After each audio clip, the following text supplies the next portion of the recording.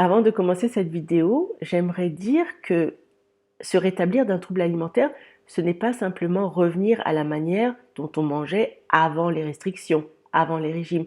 En fait, c'est beaucoup plus fort que ça, parce que c'est se reconnecter à notre moi authentique. Et ça se répercute dans tous les autres domaines de notre vie, ce qui fait qu'à l'arrivée, on devient la vraie personne que nous sommes dans le fond. C'est donc absolument génial. Mais sinon, aujourd'hui, j'aimerais vous parler de l'agir comme clé du rétablissement.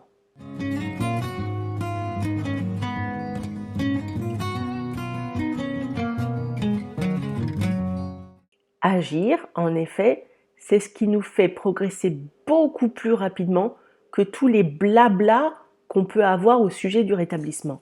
Bien souvent, nous avons la particularité, quand on a un TCA, d'être énormément dans les concepts, dans la parole, de manier le verbe à la perfection, d'avoir une compréhension formidable de nos troubles, mais de pas trop être dans l'action. Cela s'explique par le fait que notre trouble alimentaire se trouve dans une zone du cerveau qui est à l'arrière de notre crâne, qui n'est donc pas du tout au même endroit que la zone du cerveau qui se trouve à l'avant, qui est la zone du langage, de la conceptualisation, de la verbalisation, de la logique en fait. La zone qui est à l'arrière est la zone archaïque de notre cerveau. C'est là où se trouvent nos peurs primitives. La zone de la réflexion et du langage n'a donc aucun effet sur elle. C'est ce qui fait qu'on a cette particularité de bien souvent tout savoir, tout connaître en théorie et pourtant rester malade. Alors je ne dis pas que les concepts ne servent à rien. La réflexion est bien sûr utile.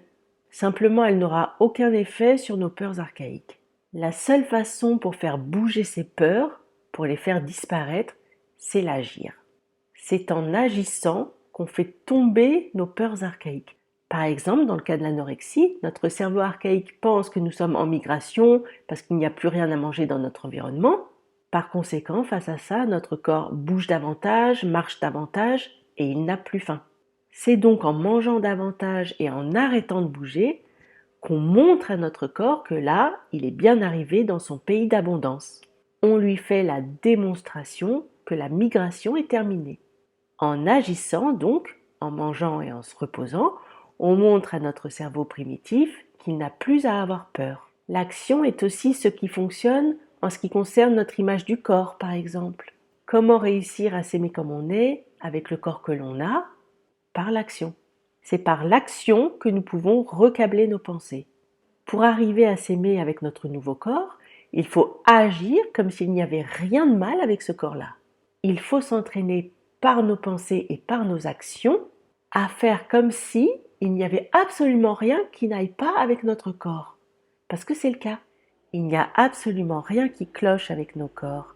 C'est la façon dont on considère nos corps dans cette société qui est le problème. Notre corps est comme il est, c'est tout.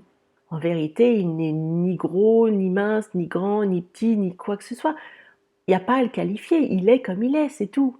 Notre corps ne croit que ce qu'il voit. Il est donc très important de ne pas critiquer nos corps. Si on se dit et qu'on dit aux autres que notre corps est moche, alors c'est ce que notre cerveau va retenir. Il va apprendre à penser ça. Faire comme si on se trouvait très bien comme on est, va faire qu'à l'arrivée, on va vraiment le penser. C'est le principe du fake it till you make it. Ce n'est pas des conneries. Si on parle autant de body positivity ou de body acceptance, c'est pas pour rien. C'est parce que ça marche vraiment. Moi, à un moment, j'ai collé un post-it sur mon miroir où il y avait écrit « Mon corps est très bien comme il est ». Et j'ai été étonnée de voir que vraiment ça m'a aidée. Ça m'a aidée à m'accepter comme je suis. Et c'est vrai, mon corps est très bien comme il est. Ceux qui pensent le contraire sont des gens qui ont accepté des critères complètement arbitraires venant d'une société qui a décrété que la beauté devait correspondre à ceci ou à cela, considération qui varie en fonction des époques en plus. Regardez les sœurs Kardashian par exemple. Aujourd'hui, elles enlèvent leurs prothèses de seins et de fesses, car paraît-il que c'est le look héroïne chic qui revient à la mode. C'est donc vraiment n'importe quoi. Moi, je décrète que mon corps est aussi bien qu'un autre, et qu'il a autant qu'un autre le droit d'exister. Il a aussi droit au respect. Essayons de nous voir dans le miroir sans nos filtres, avec une vision neutre, sans qualificatif. Essayons de voir notre corps pour ce qu'il est, un miracle de la nature, un serviteur qui depuis notre naissance nous maintient en vie et en bonne santé, et dont il faut prendre soin comme un ami. Montrons-lui qu'on l'aime et montrons-lui qu'on le nourrit et qu'on répond à ses besoins. C'est ainsi qu'on se rétablit. Parlons moins et agissons davantage. Notre corps a besoin de preuves d'amour. Je vous embrasse. J'espère que ça a aidé.